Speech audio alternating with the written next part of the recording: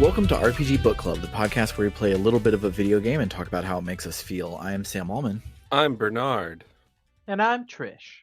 And today we will be playing the fourth part of Wild Arms V, the Vth Vanguard, and we'll be covering up until Carol rejoins the party. But before we get to all of that, how was everyone's week? I played the new Mario Kart tracks, and they are really fun. Ooh, And Pauline is in Mario Kart, and I love her. Yay! That's great. I haven't played Mario Kart in so long. I do love a good Mario Karting, but it's been a while. Mario Kart 8 Deluxe with the Booster Pass is so much Mario Kart. Mm-hmm. It's Mario Kart 8 Ultimate. Yeah, Fun. I haven't played them yet. I might play them with the kids tomorrow, and we'll see how that goes. But I saw a clip on Threads of Pauline, and she sings when she's driving, and it's beautiful. And that's I love her. Wonderful. I am trying to ignore that there's a new Mario game out and WarioWare out, and I don't have the money for it, so I'm just focusing my time on other things. I let the game professor, who has been on this podcast a number of times, me and him earlier today played some Final Fantasy 14 because he's dragging me into that. So, that hopefully that's fun. It was at least fun because I was doing it with him, and he's one of my oldest and best friends. Had you played any before? I had played up to level 14 a while ago. Apparently I was doing the thing you shouldn't do, which is doing a bunch of side quests when it's perfectly fine. Just keep doing the main story quest. That should level you up fine. Yeah. And the side quests are not worth it. Yeah. And yeah, it's way more fun this way, especially playing on a voice call with a friend. Yeah. And then also the other day I started, I finished, me and a friend of mine have like several like times of the week where we have set like hangout times. And we were going through different things together. I just finished, we read all of Wave Kings together, the first Stormlight Archive book, my favorite fantasy series. They loved it. They very much enjoyed it, but now it's their turn for a thing. And their turn for a thing is Disco Elysium, because I've dipped my toe into it before, but I never got very far. We played a solid chunk of the game. Honestly, I'd heard so much about this game, and it's all accurate and it's all true. I think the weirdest thing is that I was going in knowing about the weird skill system and the narration and kind of the bleakness, but also the humor and the weirdness. And I didn't really consider that under all of that, there's actually a detective game here. Like, this is actually a murder mystery. Oh, wow. In addition to all the other things it is. And it's very enjoyable. I'm really getting into the groove of it. It's also just really fun, the idea of playing, literally textually playing a character who has as much memory. And I know this is far from the first video game that's done this. You know, the famous one that inspired it was Planescape Torment. Mm-hmm. Playing a character who has as little idea about them as you do, and learning things about what your character used to do or has done, and just being like, I'm sorry. Yeah, that's really bad. Yeah, I don't know what I can say about that except I'm very sorry that happened. I don't think there's any way I could ever make that up to you, but yeah, apologies. But yeah, that's been a fun time. That's that, and looming possibility of actually having to work on dental insurance stuff and go to a dentist for the first time in a couple of years, because really bad toothache. I really hope it's nothing too serious. I have very sensitive teeth, and dentist visits are nightmares for me. Yeah. I wish you the best, because I had a bad toothache and I was like, oh man, I hope it's nothing. And then part of my tooth fell out and I had to go get all 4 wisdom teeth pulled out and financially wreck myself. So I'm hoping that you have better. I've done that before. I've done that exact thing before. It sucked. I'm already down 1 tooth. I hope I'm not down another tooth. I mean, then I'll be symmetrical again, but like, not great. How are you doing, Sam? I am doing wonderful. So, around last week-ish, Storm asked if he could watch Digimon, and I said, of course, because I'm a freak. And then he sat and watched like 38 episodes in that first weekend. Like he was just sitting on the couch in my room, just like eyes locked, did not move for like 10 hours a day, just watching Digimon, and it was awesome. And then throughout the week he would come and like get in bed with me, and then my alarm would go off. We would watch like an episode or two in the morning, watch one like in the evening, and he has now finished all of Digimon season 1 in just about a week, and he loves it. And so I was like, awesome, great. Digimon season 2, let's do this. It's my favorite one. I couldn't even get him to look at the goddamn screen. It's so frustrating. Oh, I'm But so sorry. yeah. God, Digimon Adventure has so much wild stuff that you look back on like, how did I get through that as a kid? Mhm. How the emotional wrecking Yeah. points in that series are pretty sharp. Yeah. He was not phased by Leomon. He was not phased by Wizardmon. He was not phased by Matt's depression. He didn't give a shit. He was just like, wow, the yellow one turns into the T-Rex one. And I'm like, absolutely it does. Thank you. Amazing. And I feel like here's the thing is I feel like a lot of people who watched it as it was coming out, like me, were probably doing the exact same thing. Yeah. It's only in retrospect that you look back at something from your child and go, wow, I think that hurt me and I didn't even know. Right. Speaking of Digimon Adventure 02, I on Wednesday for date night with my partner Cassie, we went and watched Digimon Adventure 02: The New Beginning in theaters, and it is a phenomenal movie that is a very weird Digimon product. It's kind of like a freaky Japanese horror movie, and then there's like a 3-minute montage of everyone digivolving. it's bizarre, but it was really, really good.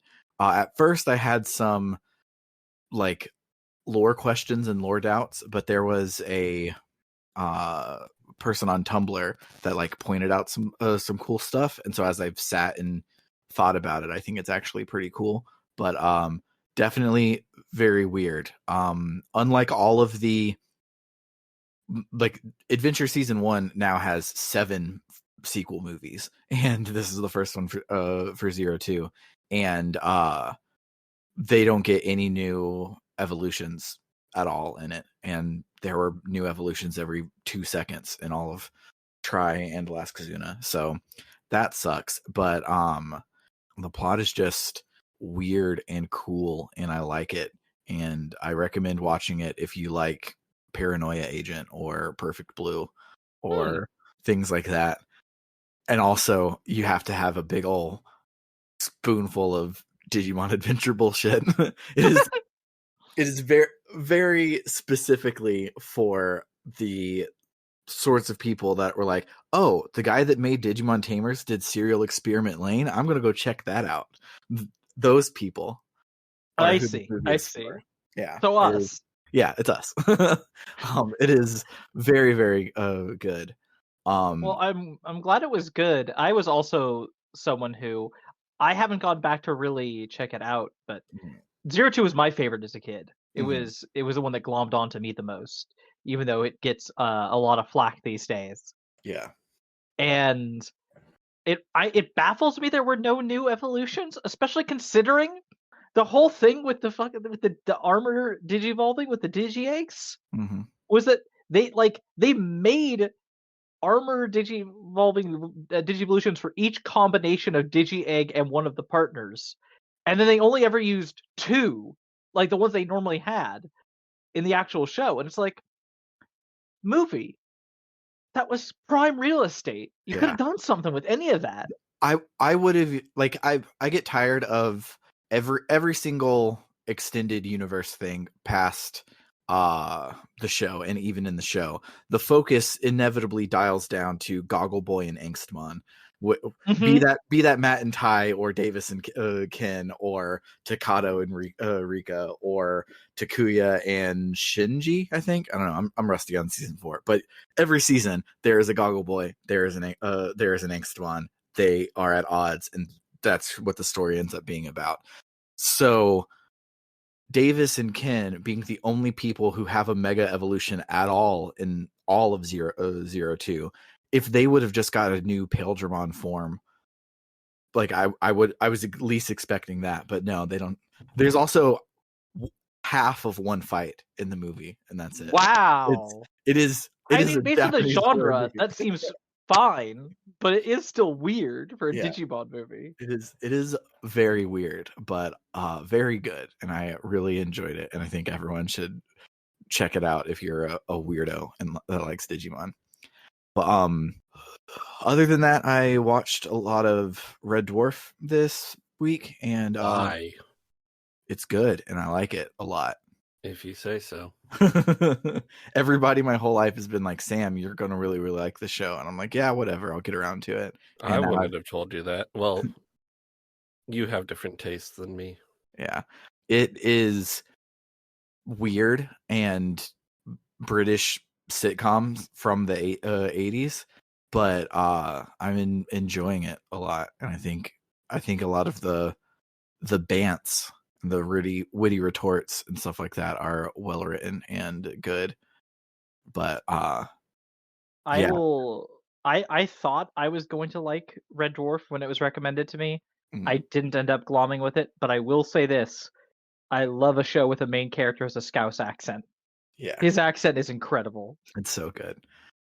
And it's a genre television show in 1988 where 2 of the 3 main characters are black men. So that's pretty cool. But that doesn't happen a lot in basically anything at the time. But yeah, other than that, I played some Wild Arms 5. Did you guys play any Wild Arms 5 this week? I did. It was depressing. It's so sad.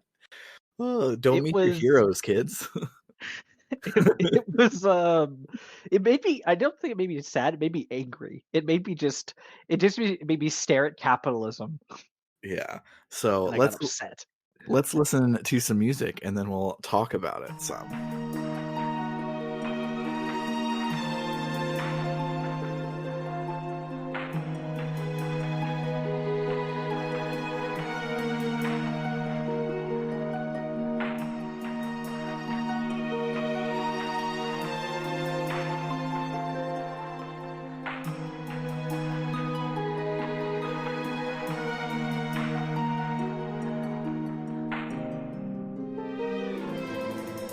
Alright, so when we last left our heroes, they had made it to the Golem Hunters Guild, and as initiation, they had to go out and do a quest for them, get rid of some monsters that had taken up residence in the town of Mythismere, just a little ways up the road.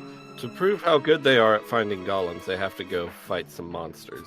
Yes. Seems simple enough. Surely this will just be a one and done, nothing depressing. Go fight some monsters, come back, get our license, and all will be happily ever after. So we head out to the town, and when we get there, it's a slum. It looks like a ghost town, and they don't even see any people around. It is just empty, and all the doors are boarded up. Greg says that most vibrant, flourishing societies have dark sides like this. The people who come to Lila Bell with big dreams don't always have their dreams come true.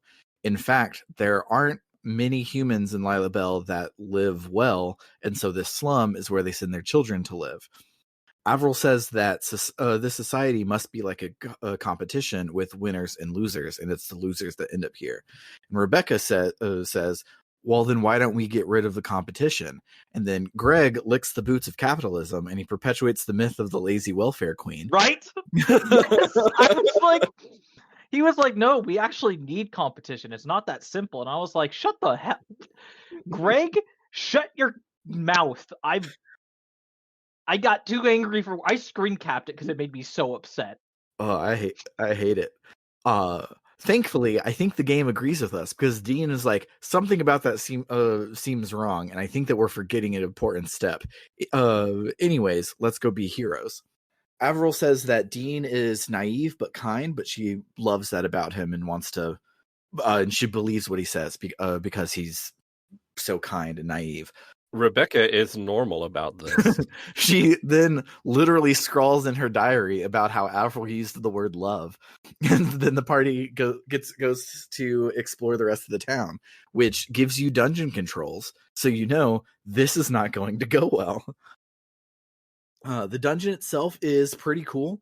The controls for lowering the bridges is finicky, and I hate it. It should just be a button press, but instead it's a Mario Party stick twirl.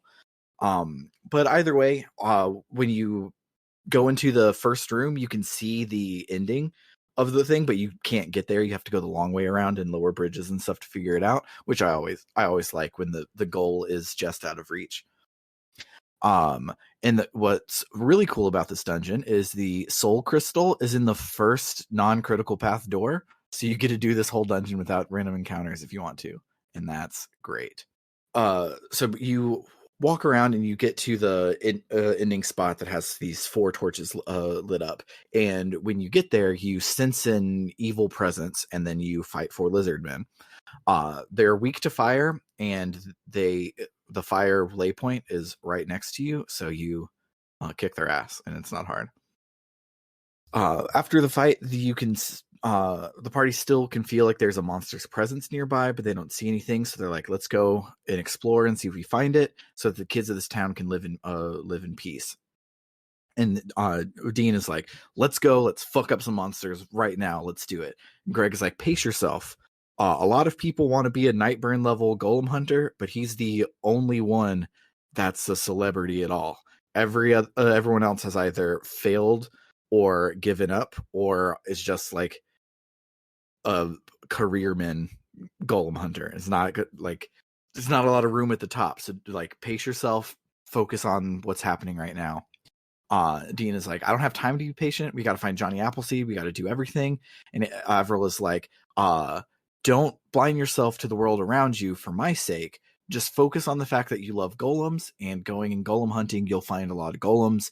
Enjoy the journey, not the destination. Life before death, journey before destination. Dean says, thanks, Avril, and Rebecca is normal about it again. A little bit later, Greg says that he noticed something the whole time that he's been dealing with the Varuni.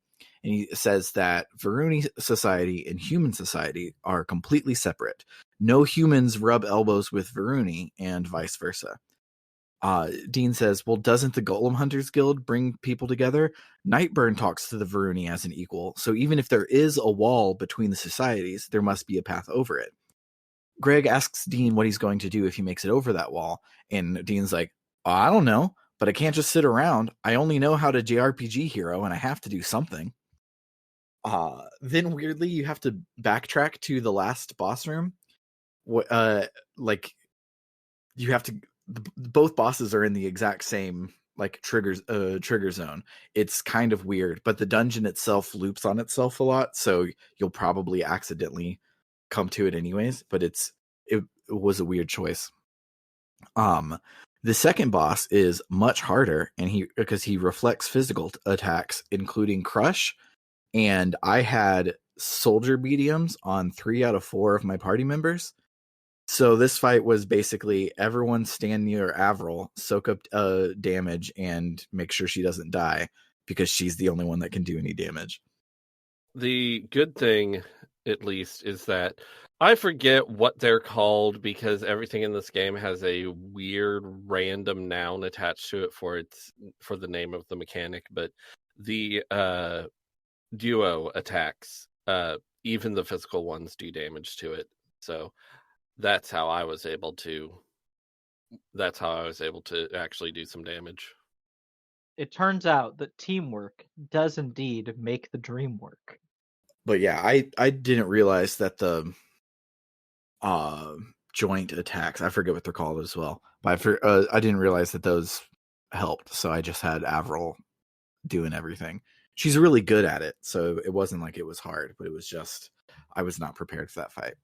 After the fight, the group is excited. They've completed the trial, and Dean can finally be a golem hunter, and he can start scaling the wall from human to Varuni. Scale that wall. Rebecca says that since Dean has his thing now. Maybe she'll just go back to Capo Bronco. The circus is dead and gone, and surely they'll find Johnny Appleseed nowish and not in the 30 plus hours of JRPG we have left. So she doesn't have any reason to really be traveling away from home. Dean is like, don't give up. You've put so much practice into your acrobatic shooting.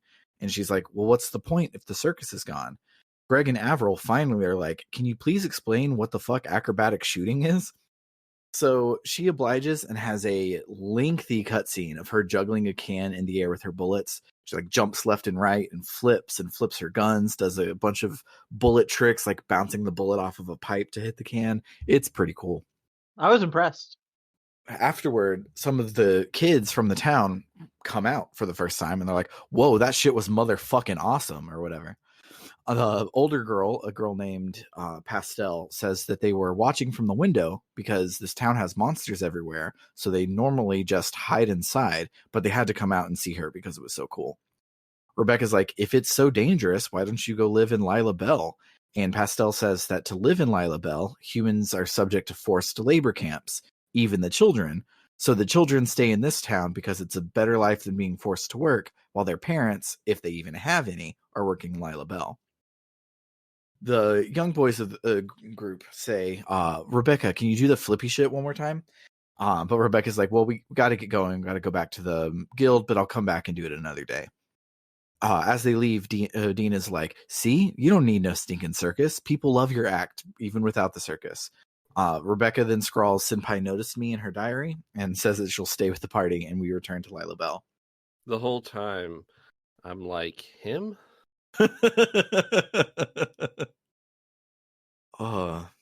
Honestly, same. It's just, she's so cool. She's the coolest member of this party. And she's just so normal about this. Listen, Dean has his charms. He has his charms. I'm not saying he's completely charmless, but seriously, what the hell? Meanwhile, in a dark room with a Windows Millennium Edition gateway computer, there's a person watching our party on a monitor. We put our Trans Rage soundtrack in the car radio, but we don't press play yet. This person, who's a hot lady, but the subtitles say "Strange Man?" says, "No wonder both factions have started moving. That's Avril Vent Fleur, no doubt about it. Is she going to be a savior, or is this another reign for the Ice Queen? Let's sit back and enjoy the show." So now we're back in Mythismere with our town control scheme instead of our dungeon one, and we can talk to people if we want to, or just hightail it back to Lila Bell. When we get to the guild, we're like, heck yeah, we did it. Monsters defeated. Mission accomplished. Go us. And the receptionist is like, okay. Dina's like, that's all? Am I not a golem hunter now? Where do I go to pick up my license? Like, which window do I go to? She's like, I never said there would be one task. I said you would have to do this task to be a golem hunter. You, in fact, need 13 tests comprising a total of 66 tasks before you can be a golem hunter. Silly human. Dean is like, that's dumb, but what's my next task? And she's like, sorry, suddenly there's world peace, so there's no tasks available. But if you accomplish something cool, there's a form you can fill out to make it count as some of your tasks. So leave me alone, go do something cool, and then come back. I'm going on break. Then the person that we saw earlier glams into the room and introduces themselves as Duogrammaton, journalist, TV host, and content creator, but we can call them Duo for short. They say that if the guild doesn't have any work for us, then maybe we can do some work for them at the TV station. Avril says, he looks like a man, but's dressed like a woman. Our finger hovers closer to press play on our Trans Rage soundtrack. And Rebecca says, what? Some people are just like that. So we back our finger away from the play button. So far that cassette is still in the stereo, but we've not hit play yet. So far it's okay. We'll see. This is a We'll Japanese see if I RPG. do the dance. We'll see if you make me do the dance I was brought here to do. Yes. Duo says that they were filming a documentary in Mythismere and saw our party at work and thought that we would be a great fit for the TV show that they host. They were especially impressed by Rebecca's acrobatic shooting and thinks that she'll be a star in no time and she should come see them at the TV studio. Dean and Rebecca are like, oh my God, we're going to be on TV. And Greg is like, Duo is a Varuni, and the oppressed children next door just told us that the Varuni and Lila Bell put humans like us into work camps. So maybe we shouldn't be excited and just run to the studio. So the gang is excited and they run to the TV studio. Avril is like, hey, again, remember the work camp thing? Don't you think this is probably a trap? But Dean and Rebecca are foaming at the mouth, chanting TV, TV, TV. So we head inside anyways. Once we're inside, it was a trap. This is forced labor for the entertainment of the oppressor class. Damn it. How could we have known? It's almost like a bunch of children told us that was exactly what was happening, and we just completely ignored them, all except Avril, who was actually listening. Yes. So the gang walks onto the set of Brutal Deathmatch, and they're faced with a bunch of challenges. 2 boss fights back to back, and then 3 mini games and another boss fight. Duo shows up after our last boss fight, and our party is like, you said this was going to be a TV show. And Duo says, this is a TV show. And then he turns to the camera and is like, I hope everyone enjoyed this evening's edition of Brutal Deathmatch, but don't touch that dial. Coming up, these humans will show us their one weird trick.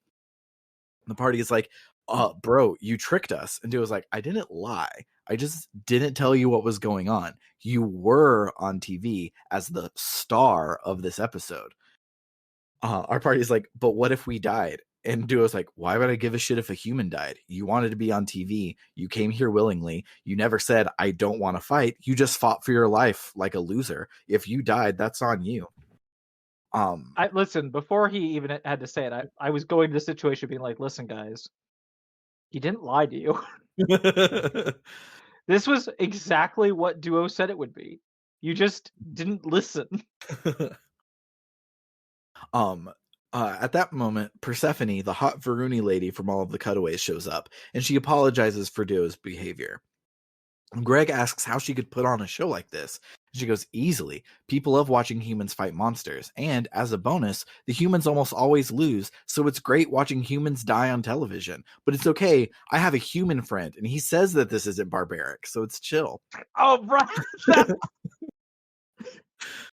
The classic I have a human friend excuse. Mm-hmm. Dean says, who would do something like that? And then in bursts Nightburn, who shouts resoundingly, me!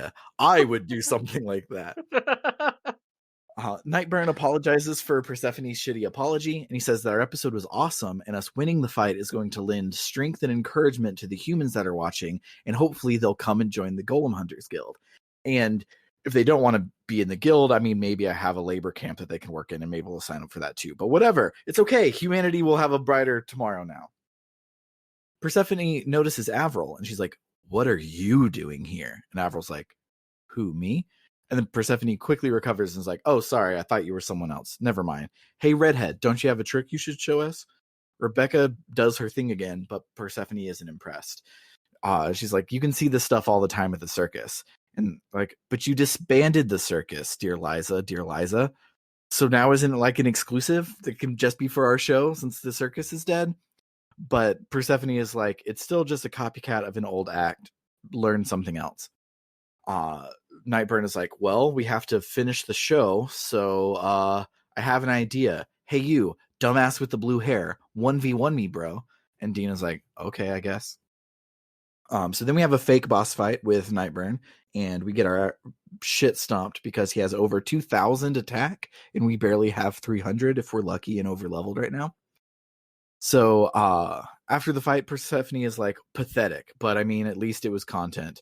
So since you survived, what would you like for your paycheck? We normally murder the humans on our show, so we don't really have like a payroll department. So just tell me what you want, and I'll pay you something. This whole scene just had the air of just like Oh, just a rich person like, I don't know what is valuable. Just say something and I'll get it. It doesn't matter. It truly, there's nothing you could name that would matter to me. So just name whatever you want. Our party is like, we have shitloads of Gela, so we don't really need anything. So I guess we'll figure it out and get back to you. Outside of the TV station, we're trying to decide what we should ask for when the boys from Mythismere show up. They ask Rebecca to come and do the pew pew dance in Mythismere again because Pastel has fallen ill. She loved the ka-chow ka-chow kerflip that she did before, so it'll probably cheer her up and make her feel a little better. Ka-chow kerflip. I was at this point. Do you have to run all the way back to Mythismere? There is so much. There's so the much party going back goes and so forth. much back and forth, and I was so scared I was going to have to. Every time they were like, "Oh, we got to go back to Lila Bell, or we got to go back to Mythismere," I was so scared I was going to have to go through the world map again. But yeah, this is the last one that we have to do. All of the ones after this are a camera cut. So yeah, for the third time we run all the way across this portion of the world map, and when we get there, Pastel is non-responsive. She's laid out with a fever and she's just mumbling things about Rebecca's performance. Greg recognizes her symptoms as Zopt syndrome, which is typically fatal because they don't know what causes it, so they don't really know how to treat it. The best they can do is reduce the fever to make it suck less, which can sometimes help them survive it, but it's still really shitty. The kids say that they don't have any medicine in the town, and they haven't for a long time.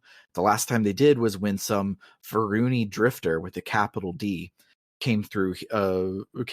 There was a disease spreading through town. They brought some medicine from Lila Bell to help us out. Our group is like, that's what we can ask for compensation. Fever medicine. Avril is like, are you sure? There's no cure for this disease, and we could instead ask for train tickets to keep looking for Johnny Appleseed or something. Even if we get the fever medicine, it's only going to provide temporary relief and she still might die. Are you sure you want to spend our you can have literally anything on this? And Dean says, absolutely. Nothing is more important than saving Pastel's life. And even if this medicine doesn't work, we'll find something that does. We can do anything as long as we never give up. And everyone is like, makes sense when you say it like that. Let's go. Thankfully, the screen cuts and we're back in Lila Bell, and we ask Persephone for medicine for Zopt syndrome. Persephone is like, that doesn't exist. Sorry. And Dean is like, okay, then just some fever medicine. There's a child dying from Zopt syndrome and we want to help her out. Persephone is like, well, I mean, I have this medicine here, but... And Dean is like, we'll take it. No questions asked. We've already forgotten how blasé you are about killing humans. Surely this is fine. And they grab it and run off.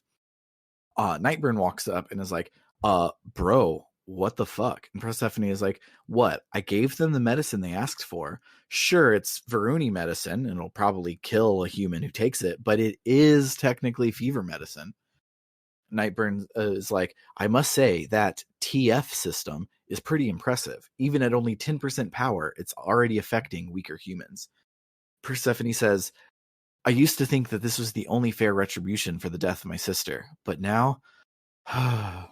Nightburn is like, I will not ask any follow-up questions. Instead, I'll just reveal that my wish is to exterminate all of humanity. And then once I do that, I'll kill myself so that all of the humans will be dead. Ha ha ha ha ha ha ha.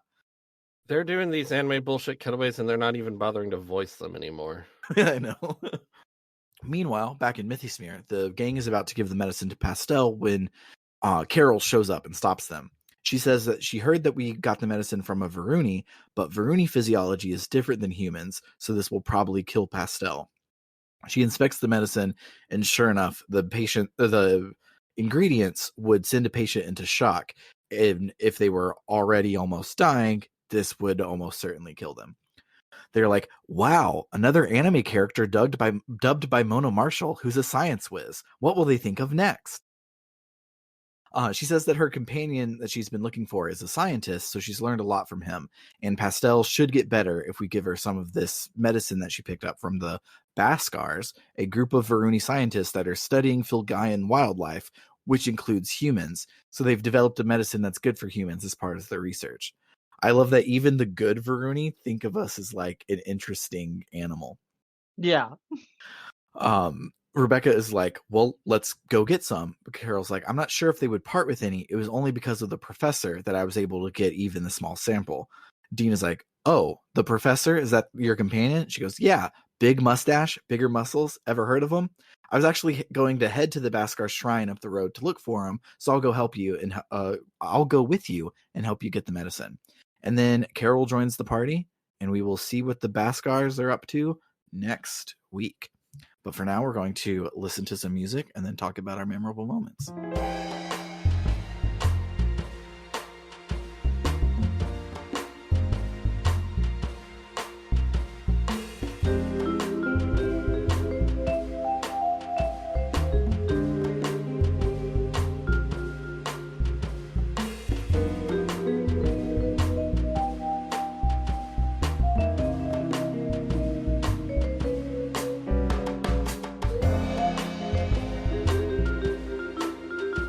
I absolutely love the part where they're about to go into the TV studio, and Avril's like, I just have a feeling that if we go in there, we won't be able to come back out freely.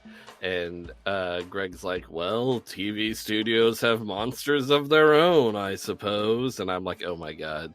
I get it, guys. I get it. This God, I genuinely don't know where to start. I think I'm gonna start with I don't know if I love or hate the reveal about Nightburn. It feels a little obvious, but it also fits the metaphor they're doing pretty well. Mhm.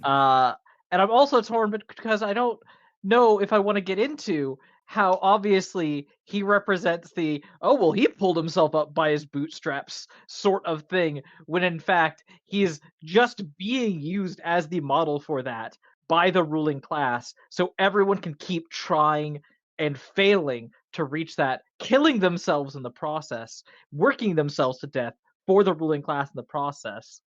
Mhm. I don't know if I want to dip into that, or if I just want to make a joke about him being Othar Tryggvason and Gentleman Adventurer, and just Mister, I'm gonna go off and I'm gonna make sure all the humans die, and then I'll kill myself last. Logic over here.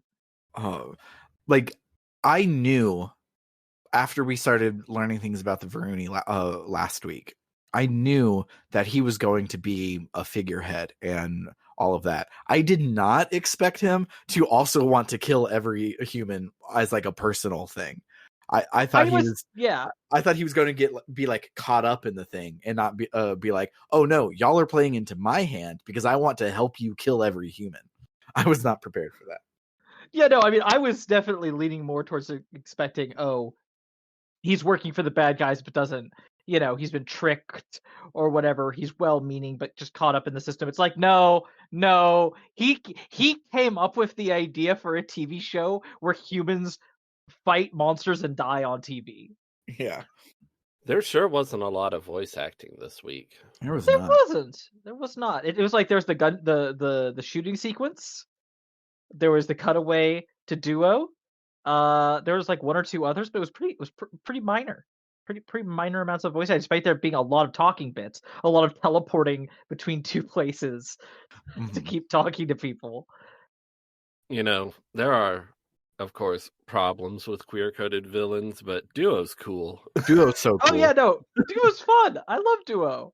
Yeah, Also Persephone, I hate her outfit, but like, I don't know, she's kind of fun. I'm kind of interested in her. Yeah, I like Persephone a lot. She looks like a thrown away concept art for a Valkyrie profile character that they didn't go with, but I like her a lot. She looks like a character designed for there to be little anime statues of. Yes. Yes, 100%. But we haven't mentioned the coolest character this week.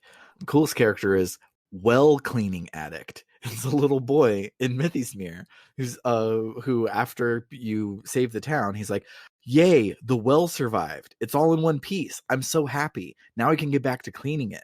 I've actually been cleaning it in secret up until now in the middle of the night. isn't it nice to have things nice and clean around you? For me, it's not enough just to keep my home spotless. I need an extra fix, you know? So I tried cleaning the well, and well, it was just a killer experience. That doesn't make me strange, does it?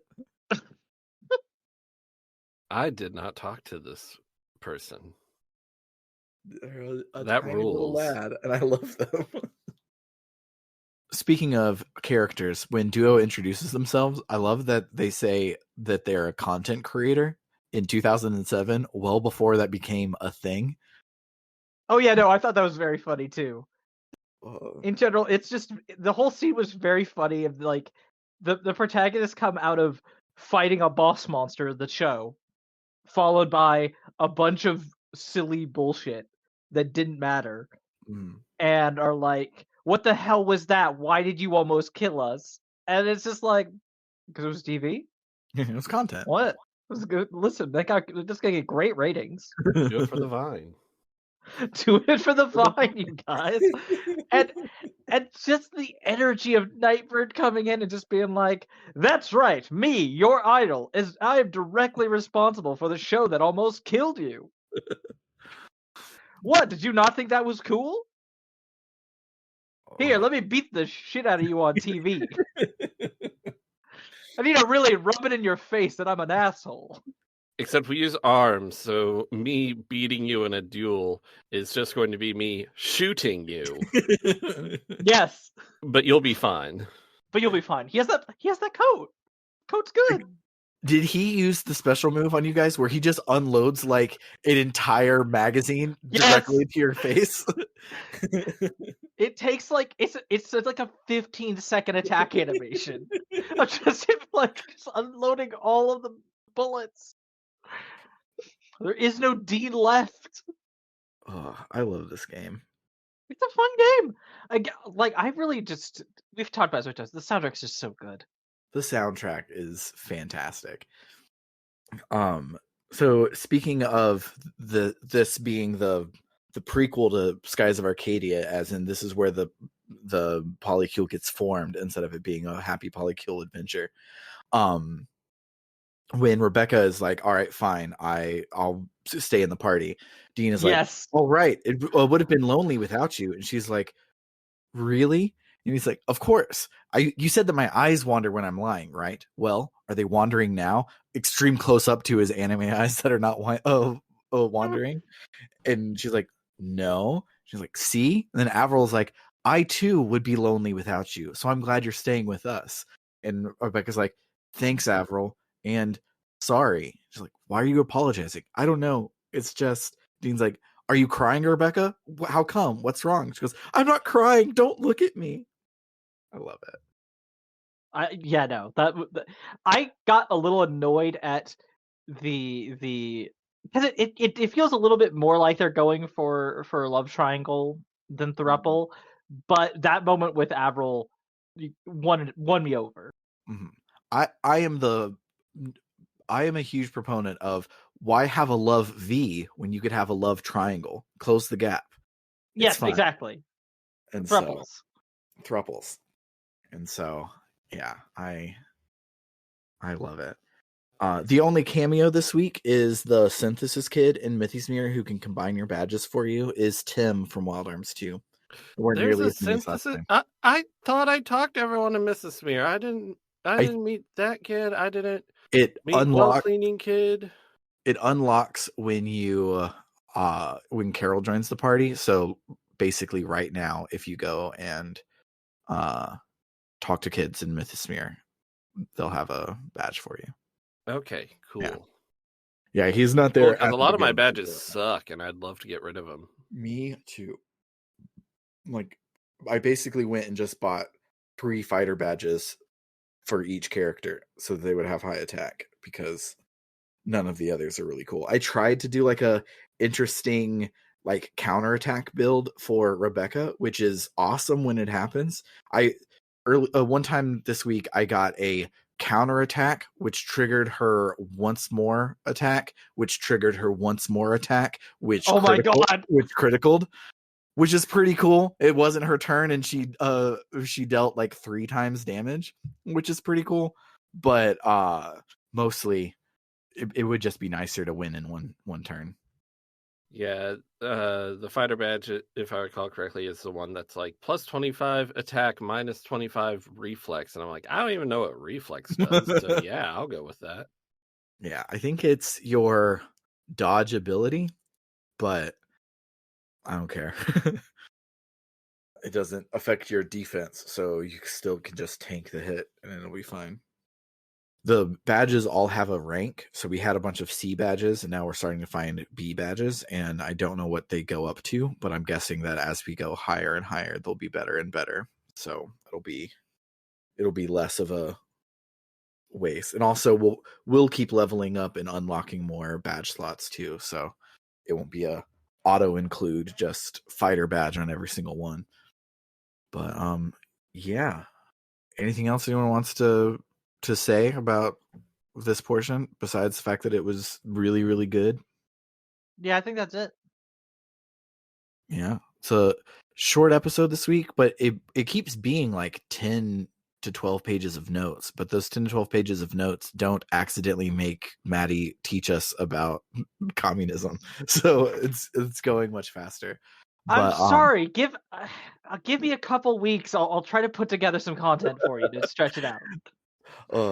But yeah, that will do it for the week. If you like what you heard, you can head on over to www.rpgbook.club, where any and all donations help us cover the cost of running the show and making it better and better. If you set up a recurring monthly donation, you'll also get some additional benefits. If you donate $1 more a month, you'll get access to our bonus feed, where this week me and Trish talk about Super Mario RPG, and that's a lot of fun. You can also access our polls to decide what game we play next on the main feed. If you donate $5 or more a month, we'll also shout out your name at the end of every episode, just like this. Shoutouts to Cerebral Wind, It's Clear Time, Frosthair, Dragon Slayer 19, Floris, Kaeldron, Freddy Rodriguez, Aaron524, and JFro Prime.